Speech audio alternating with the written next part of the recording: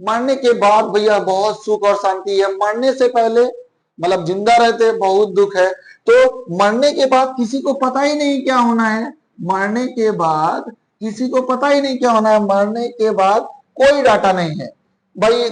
चाहे वो हिंदू धर्म का आदमी हो, मर गया, उसके बाद कोई नॉलेज नहीं है कहाँ गया, वेटिंग लिस्ट में है कि वो दूसरी योनि में कन्वर्ट हो गया, गाय, जानवर, बैल, चींटी, कुत्ता कुछ बन गया, या फिर इंसान के धर्म में कन्वर्ट हो गया, या फिर वेटिंग लिस्ट में। जैसे नहीं ट्रेन का टिकट कराते हैं तो अभी वेटिंग लिस्ट चल रही है, ट्रेन अभी कंफर्म नहीं है, तो वेटिंग लिस्ट में गया, या उसकी आत्मा का न्याय होगा, या उसकी आत्मा को अभी सेफ रखा गया है, या जजमेंट वाले दिन सबका न्याय होगा, या वो दूसरे दूसरे योनि में कन्वर्ट हो चुका है। ये कोई धर्म नहीं बता पाया, ना हिंदू, ना क्रिश्चियनिटी, ना इस्लाम, ना सिख, किसी के पास प्रूफ नहीं है कि मरने के बाद क्या होना है।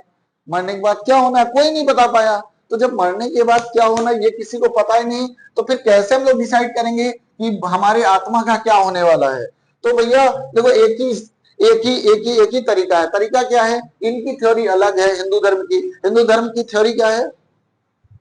अब हिंदू धर्म की थ्योरी क्या है? हिंदू धर्म की थ्योरी ये है कि मरने के बाद भैया वो जो आत्मा होगी वो ट्रांसफर हो जाएगी। According to chemistry, energy can neither be created not destroyed, energy can be transferred from one state to another. इनके हिसाब से जो आत्मा है वो एनर्जी है, और एनर्जी एक योनि से दूसरी योनि में कन्वर्ट हो जाएगी।